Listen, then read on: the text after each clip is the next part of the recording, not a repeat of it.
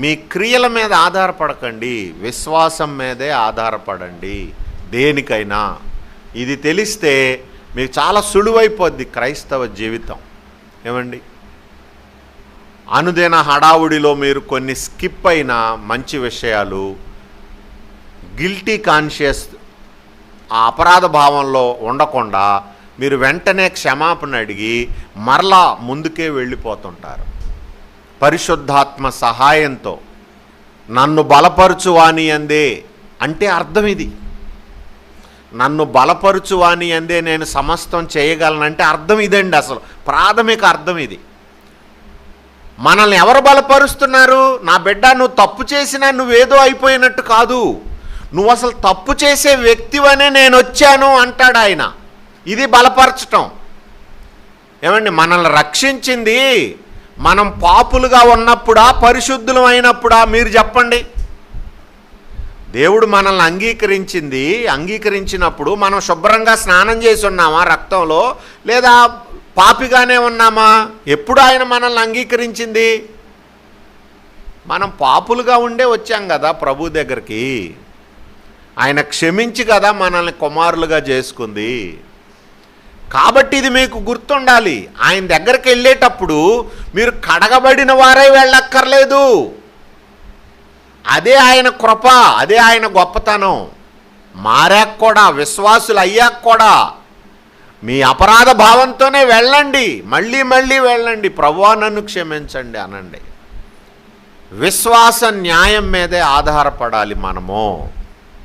అప్పుడేమైందంటే మీ అపరాధ భావన పూర్తిగా వెంటనే తొలగిపోద్ది. మీరు మళ్ళీ బలవంతులవుతారు. మిమ్మల్ని బలపరుస్తాడనమాట. అవును, నువ్వు బలహీనుడివే, నువ్వు బలహీనురాలువే, నాకు తెలుసు బిడ్డ, నువ్వు కృంగిపోనక్కర్లేదు అంటాడు దేవుడు. అర్థమవుతుంది? అదే బలపరచటం అంటే. నన్ను బలపరచు. చూడండి, మీకు క్రైస్తవ్యంలో నేను, నన్ను, నా అనే పదాలు వాడకూడదు. మనం వాడకూడదు. మీకు తెలుసు కదా. ఏమండి, నేను ఇప్పుడు శంకర ప్రార్థనకి, ధనవంతుడి ప్రార్థనకి ఉన్న వ్యత్యాసం నేను మీకు చాలామంది చెప్పుంటారు అనుకుంటున్నాను. సరే, నేను ఎప్పుడు ఆ పోర్షన్ని ఈ మధ్య కాలంలో టచ్ చేయలేదు. శంకర ఏమని ప్రార్థన చేశాడు? దేవా, పాపినైన నన్ను వాడాడు వాడు. కానీ దేని కొరకు వాడాడు? నేను, నాది, నన్ను, నా ఇలాంటి పదాలు మనం అసలు నిషేధించాం క్రైస్తవ జీవితంలో. కానీ వాడతాం. ఎప్పుడు? ఇదిగో ఇలా వాడాలి. పాపినైన నన్ను, తెలివి తక్కువ వాడనైన నన్ను, బుద్ధిహీనురాలనైన నన్ను, నీ దాసురాలనైన నన్ను. మీరు నన్ను ఎక్కడున్నా ఇలా వాడాలి. అర్థమవుతుందా? ఇప్పుడు ధనవంతుడు ప్రార్థన చూడండి. వాడేమని ప్రార్థన చేశాడు? నేను వారానికి 3 సార్లు. అర్థమవుతుందా? మీరు వాడకూడని విధానం అది. నా సంపాదనలో 10వ వంతు ఇస్తున్నాను. తర్వాత ఈ శంకర్లాగా నేను వచ్చింది, వాళ్ళలాగా లేను అంటే పక్కన వాడిని చూడటం. మీరు అప్పుడు వాడకూడదు, అలా చూడకూడదు. పిల్లలు ఇలా చదవాలి, మీరు బైబిల్ని ఇలా నేర్చుకోవాలి విషయాల్ని. నేను, నా, నన్ను, నాది ఇలాంటి పదాలు వాడకూడని విధానంలో వాడకూడదు. మనము వాడాల్సిన విధానంలోనే నేనేమై ఉన్నానో అది నా వల్లే అనలా, దేవుని కృప వలననే అన్నారు. అక్కడ కూడా నేను వాడారు, కానీ ఇలా వాడారు. అది దేవుని ఘనపరచటానికి. కాబట్టి ఇక నుంచి మీరు మాట్లాడే ప్రతి మాటల్లో నేను ఎంత మంచిదాన్ని అనబాకండి దయచేసి. అమ్మా, నాకెంత అనుభవం ఉందనుకుంటున్నావు, నాకెంత జ్ఞానం ఉంది అనబాకండి దయచేసి. ఏమండి, అది ఎంత అజ్ఞానం చెప్పండి.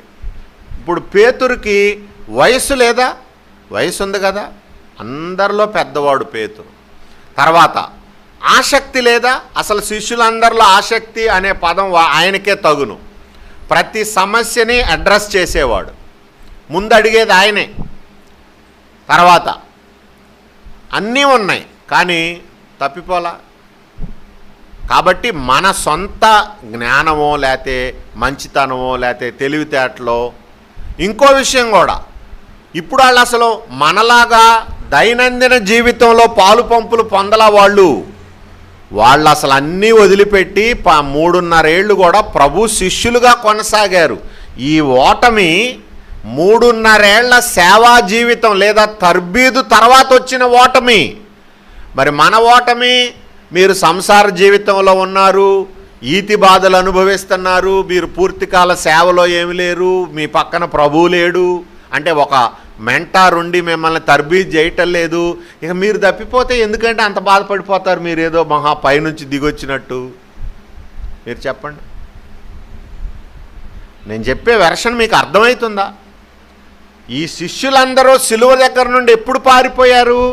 3.5 సంవత్సరాల ప్రభువుతో ఇంటిమసీ తర్వాత. వాళ్ళు కలిసి తిన్నారు, త్రాగారు, ఆకలి బాధ సహించారు, గెత్సెమనిలో ఉన్నారు, అద్భుతాల్లో ఉన్నారు. అన్ని అనుభవాల గుండా వెళ్ళాక తప్పిపోయారు వాళ్ళు. కానీ మీరు అంతకంటే చాలా మెరుగ్గా ఉన్నారు. ఒక విధంగా మీరు తప్పిపోతే వాళ్ళకు వచ్చినంత శిక్ష మీకు రాదు అసలు. ఏమండి, అర్థమవుతుందా? ఎందుకని? మీరు అసలు అలాగా పూర్తి సేవలోకి రాలేదు. మీరు మీ కుటుంబ జీవనంలో ఉన్నారు, మీరు అనుదిన సంపాదనలో ఉన్నారు. కాబట్టి మీకు ఖచ్చితంగా సమస్యలు ఉంటాయి. ప్రార్థన అంత ఉండదు కదా, దేవుడు అర్థం చేసుకోగలడు. సమస్య మీరే అర్థం చేసుకోవట్లే. ఇక్కడ సమస్య మిమ్మల్ని మీరే నిందించుకుంటారు, మిమ్మల్ని మీరే కించపరుచుకుంటారు ఏదన్నా తప్పు జరగగానే. ఇది సమస్య.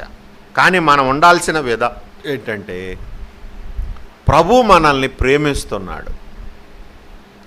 ఆయన, నా బిడ్డ నీ బలహీనతలన్నీ ఎరిగే నిన్ను స్వీకరించాను అంటాడు. మనలో అంధకార మనస్సు ఉందని ఇప్పుడు మనం చదివిన వాక్యం రాయించింది ఎవరు అసలు? ఏమండి, మనలో ఇలాంటి పరిస్థితి ఉందని మనకు చెప్పింది ఎవరండి? మన లోపల కొనటానికి వచ్చిన పరిశుద్ధాత్ముడే కదా ఇవి రాపిచ్చింది. ఆయనకు తెలియదా మరి నీలో అంధకార మనసు ఉందని, నువ్వు మనసుకు కలిగిన వ్యర్థతను అనుసరిస్తావని? ఏమండి, బైబిల్ తెరవగానే నిద్రొస్తే మూసి పడుకుంటారు తప్ప నీళ్లు పెట్టి కడుక్కోరని తెలియదు ఆయనకి. తెలుసు. ఏమండి, తెలుసు. శోధించబడ్డప్పుడు మీరు ప్రతిసారి ఎటువైపు మొగ్గుతారు, త్రాసు ఎటు మొగ్గుద్ది తెలుసు ఆయనకి. తమ హృదయ కాఠిన్యం వల్ల మీ ముందుకు ఒక వివాదం వచ్చిన ప్రతిసారి నువ్వు ఎలా ఆలోచిస్తావు తెలుసు. నీలో ఉన్న అజ్ఞానంతో మాట్లాడతావని, నీలో ఉన్న హృదయ కాఠిన్యంతో నీకు చేయబడ్డ మేలులన్నీ మర్చిపోతావని, ఓర్పు గొప్ప ద్రోహ కార్యాలు జరగకుండా చూస్తుందైతే ఓర్పు లేకుండా మీరు ప్రవర్తించి గతంలో వాళ్ళు చేసిందంతా మర్చిపోయి వాళ్ళకు ద్రోహం కూడా తలపెడతావని దేవుడికి తెలుసు.